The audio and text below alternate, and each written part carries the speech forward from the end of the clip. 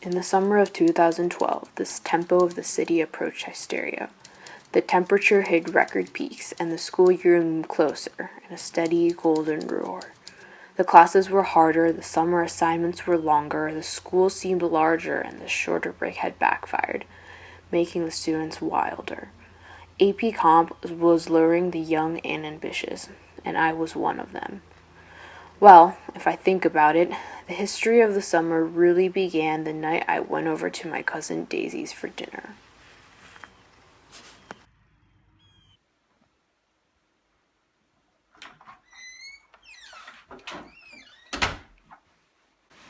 Oh, Nikki, is that you, my lovely? Daisy Buchanan, the golden girl. She finished comp top of her class, winning the final apprentice as a project manager. I'm taking the class this year, but I don't really see the point. It's not like any of the stuff I'm learning is applicable in the real world anyway. Do they miss me in comp? Oh yes, about a dozen people send their love. I don't know anyone in comp this year. Surely you must at least know my teacher, Miss Nally. Nally? Hello, old sports. Miss Nally, what are you doing here? Here to enlist the help of your cousin and knocking some sense into you, you goober. I know you don't think rhetoric is everywhere, but I'm here to prove it to you.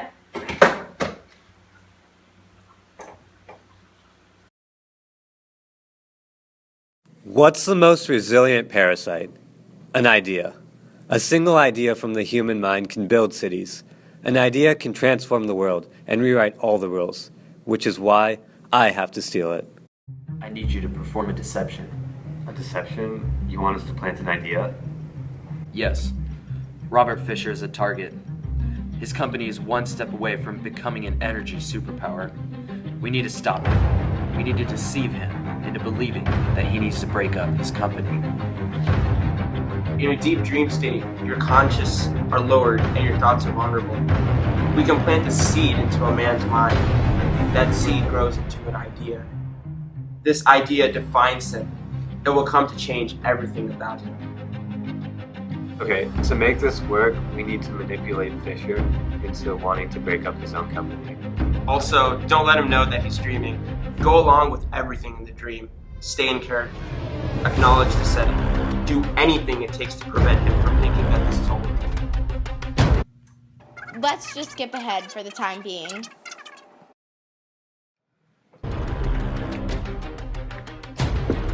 He's asleep. Alright, let's go. Let's do this.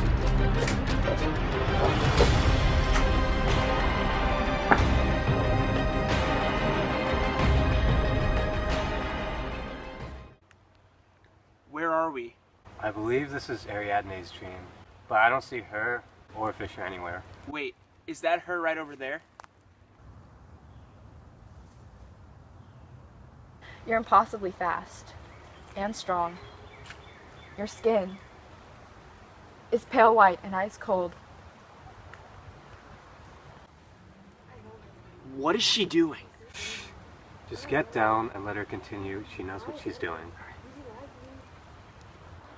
You only come out at night. You don't have any parents, and you inherited a big company from your father. I know what you are. Say it. Say it! Batman. Wait, what? Whoa. Really? No, I'm a vampire, okay? Okay? And you had to bring my parents into this? Really? What's wrong with you? I thought I felt bad about drinking innocent people's blood, but no, I don't feel so bad about that after this. Alright? Okay? My parents, come on, man. Come on.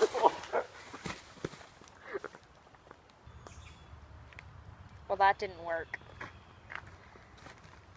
At what point during that were you going to tell him to break up his father's company? Compared to how I was breaking up with him to get him to break up his father's company. Ooh, wrecked. Savage. Good. Alright, let's try again.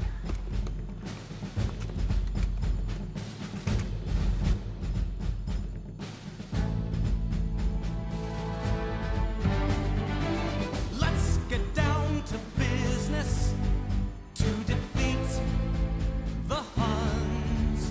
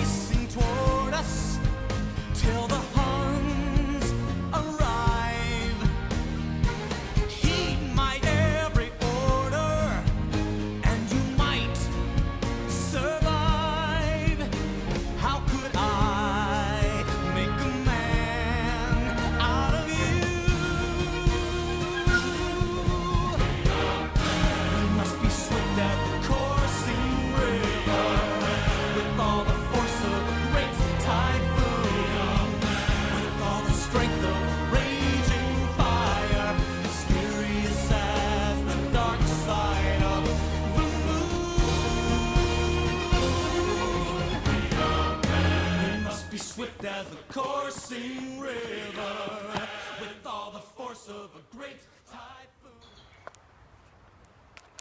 Hey, I'll cut you a deal. If you break up your dad's company, you can stop doing these workouts. Fine, fine. That's just stuff. Okay. Well, our work here is done. All we have to do is wait for the kick. God, who picked out this music?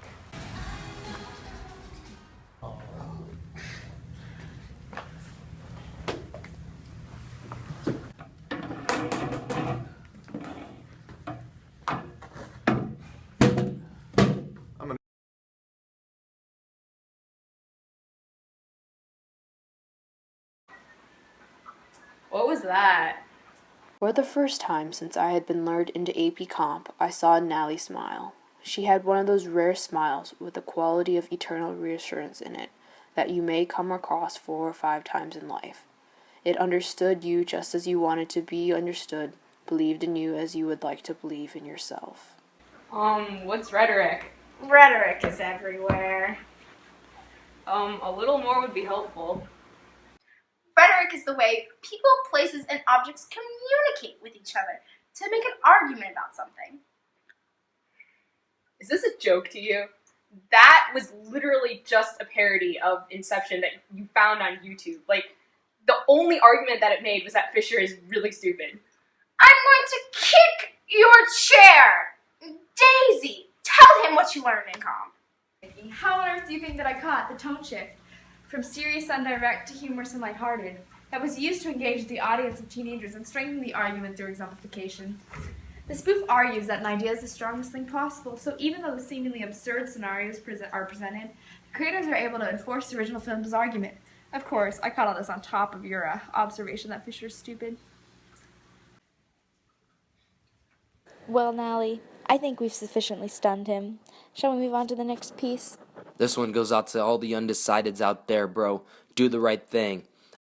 I know you came here to see.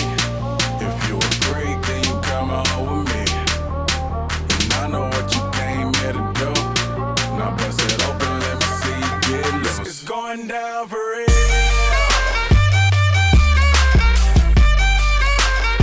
It's going down for real. It's going down for real. Yo, girl, just kiss the girl. I do buy. Shake for a shake. I'm throwing these Emirates in the sky. Spinning this Assalamu alaikum. Peace to M-O-N-E-Y. I love my beaches. South beaches. Surfboard and high tide. I can just roll up cause I'm swole up. So that birthday cake get the Cobra. Bugatti for real, I'm Cobra. The autobiography rover. Got the key to my city, it's over. No thoughts, only in the color covers. I said rackets, wretches, hold up. I said rackets, wretches, hold up. I know you came here to see. If you a freak, then you come on with me. And I know what you came here to do. Now bust it open, let me see you get loose. It's going down for real.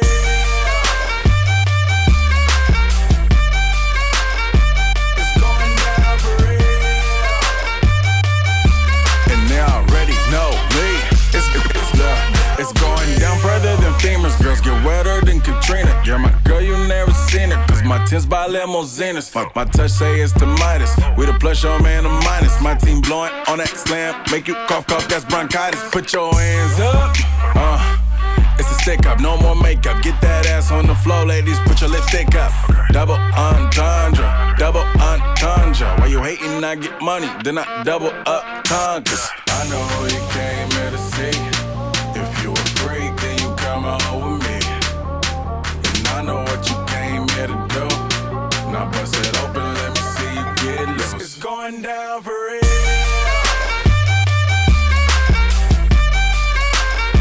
It's going down for real.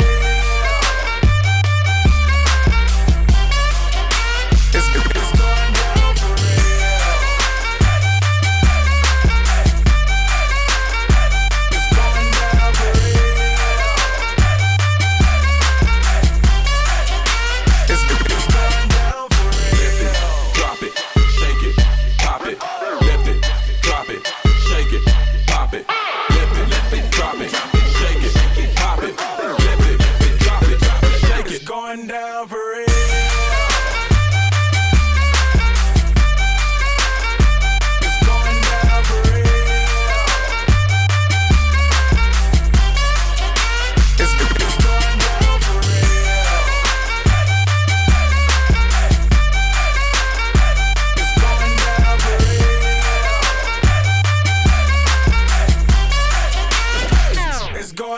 down for real.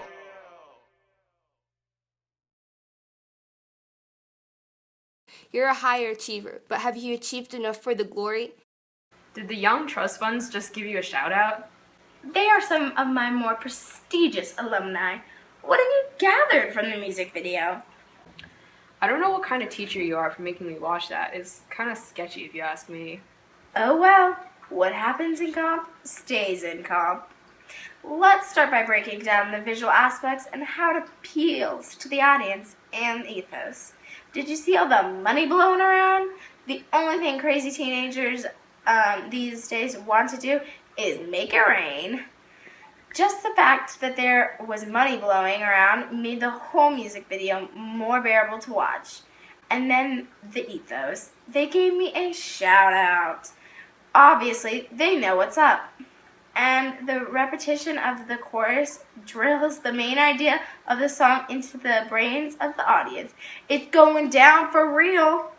So what? Everything you've shown me is fake. I mean, it's just made up fiction for purely the enjoyment of whoever is watching and or listening. Like, how does this show the real world at all? Nikki, don't be like that. Although you are right that rhetoric is in fiction pieces, it is also true that it is in day-to-day life. Remember, rhetoric is the way people, places, and objects communicate with the world around them to make an argument about something. Still don't understand? Let's watch the news.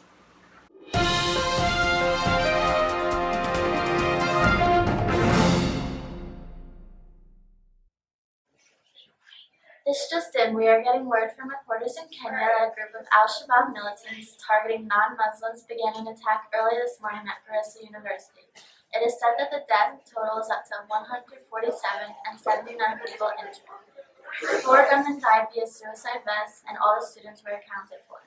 Many questions are being raised on who is responsible for the deaths of many and how the Kenyan government should react. We now go live to Sarah in the nearby area for more information. Thank you, Morgan. The country is most definitely in an uproar today. Many people blaming the attack that happened this morning on the government here in one way or another. We're going to talk with several citizens today and get their first-hand opinion on the situation. Here we have Miriam, who has volunteered to speak with us today about the massacre occurring today. Thank you, Miriam. In your opinion, who is responsible for the events unfolding today? The government, the government, the government. Did you see what they've done to the people of their own country? I don't understand. What do you mean the government is responsible? The son of the government official was involved. He disappeared for a year and all of a sudden reappears and kills over 100 people. How can you trust a government when the ones they're killing are their own people?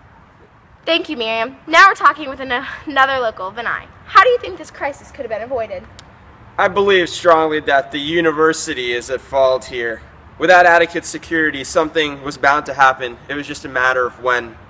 With only 2 guards protecting the school and everyone inside the university, it became perfect target for militants. Do you think that the school security guards should be armed? How many guards do you suggest the university have? They should do something. They should have at least some security guards. How are unarmed guards supposed to keep our students and staff safe? They are of no use, and they are no protection to our school without weapons. There should be, sure as heck, 1 more or 2 guards around. While we're on the subject, again, 2 people protecting the lives of hundreds. This doesn't seem logical if you ask me. Well, there you have it, straight from the horse's mouth. We're going to take a short commercial break and continue on our journey of finding the answers regarding the Kenya massacre.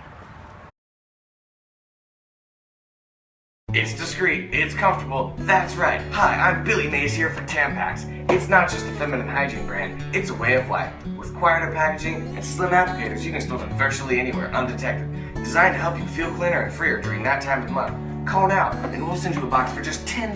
But I'm just getting started. With every order, we'll include a king-size candy bar. Satisfy all your cravings without ever having to leave the comfort of your home. We even throw a trial-sized Midol in free of charge.